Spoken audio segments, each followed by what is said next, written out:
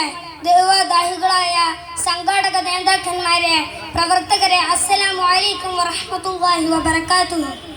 31ാമത് SSF Sahityotsav വേദിയിൽ നിങ്ങളുമായി സംവദിക്കാൻ എനിക്ക് അവസരം തന്ന അല്ലാഹുവിനെ ഞാൻ ആദ്യമായി സ്തുതിക്കുന്നു.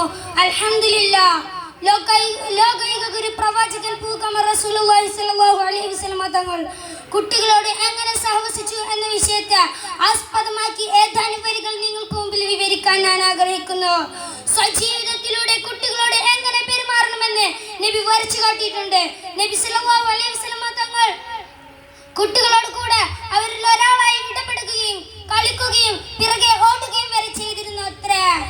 നബി സല്ലല്ലാഹു അലൈഹി വസല്ലം വളരെ സൗമ്യമായി ക്ഷമയോടെ കൂടെ മാത്രമായിരുന്നു കുട്ടികളോട് പെരുമാറിയിരുന്നത്. റസൂലിന്റെ ദത്തുപുത്രനും സേവകനുമായിരുന്ന അനസ് റളിയല്ലാഹു അൻഹുവിനെ ഒരിക്കൽ ഒരു ആവശ്യ നിർവഹണത്തിനായി പുറത്തേക്ക് പറഞ്ഞു വിട്ടു. അന്ന് 8 വയസ്സായിരുന്നു അനസിന്റെ പ്രായം. പുറത്തു കളിച്ചുകൊണ്ടിരുന്ന കുട്ടികളോടൊത്ത് കളിയിലേർപ്പെട്ട അനസ് തന്നെ ഏൽപ്പിച്ച ദൗത്യം മറന്നു. കുറച്ചു കഴിഞ്ഞ് നബി സല്ലല്ലാഹു അലൈഹി വസല്ലം തിരിച്ചു വരുമ്പോൾ അനസ് കളിക്കുന്നതാണ് കണ്ടത്. അനസേ, ഞാൻ പറഞ്ഞ കാര്യം ചെയ്തുവോ? വഴക്കു പറയുകയായിരുന്നില്ല, ഓർമ്മപ്പെടുത്തുക മാത്രമായിരുന്നു നബി സല്ലല്ലാഹു അലൈഹി വസല്ലം ചെയ്തത്. ഒരിക്കൽ ജാബിർ റളിയല്ലാഹു അൻഹു നബി സല്ലല്ലാഹു അലൈഹി വസല്ലമയുടെ വീട്ടിൽ ചെല്ലുമ്പോൾ പ്രവാചകൻ മുട്ടുകുത്തി നടക്കുന്നതാണ് കണ്ടത്.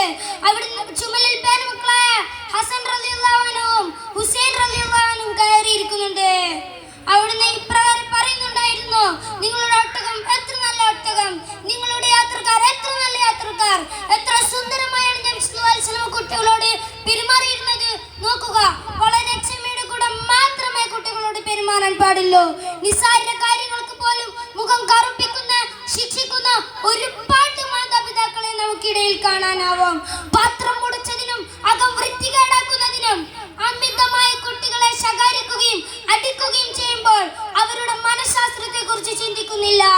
മുതിർന്നവരുടെ പക്വതയും കാര്യബോധവും അവരുടെ ഭാഗത്തു നിന്ന് ഉണ്ടാകുകയില്ല എന്ന കാര്യം ഉറപ്പാണ്. തെറ്റുകൾ കണ്ടാൽ സ്നേഹത്തോടെ തിരുത്താൻ ശ്രമിക്കുക. അനിവാര്യ ഘട്ടത്തിൽ മാത്രം അടിക്കുകയും ശകാരിക്കുകയുമാണ് ചെയ്യേണ്ടത്. സ്നേഹം ഉണ്ടായാൽ പോരാ, സ്നേഹം പ്രകടിപ്പിക്കുകയും വേണം എന്നാണ് പ്രവാചക ജീവിതം നമ്മെ പഠിപ്പിക്കുന്നത്.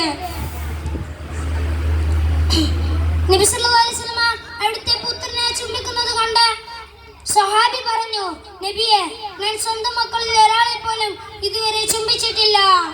വളരെ ദേഷ്യത്തോടെയായിരുന്നു നബി സല്ലല്ലാഹു അലൈഹി വസല്ലമയുടെ പ്രതികരണം. കാരണം കാണിക്കാത്തവന് അതിന് അർഹനാവുകയില്ല. ഫാത്തിമ ബീവി മുതിർന്നപ്പോൾ പോലും വീട്ടിൽ വരുമ്പോൾ മുത്തുനബി എഴുന്നേറ്റ് നിന്ന് കൈകൾ ചുംബിക്കുമായിരുന്നു. ചുരുക്കത്തിൽ കുട്ടികളുടെ ഭാവി ജീവിതം പരിചയപ്പെടുന്നതിൽ മാതാപിതാക്കളുടെ ഇടപെടലുകൾ ചെലുത്തുന്ന സാധനം വലുതാണെന്ന് ബോധത്തോടെ ക്ഷമയോടെ മാത്രം അവരോട് പെരുമാറുക. സകല വിഷയത്തിലും പ്രവാചകൻ നമുക്ക് മാതൃകയാകുന്നത് പോലെ എല്ലാ വിഷയത്തിലും നബി പിൻപറ്റാൻ കഴിയട്ടെ എന്ന് മാത്രം പറഞ്ഞുകൊണ്ട് ഞാൻ നിർത്തുന്നു. അൽഹംദുലില്ലാഹി റബ്ബിൽ ആലമീൻ. അസ്സലാമു അലൈക്കും വറഹ്മത്തുള്ളാഹി വബറകാതുഹു.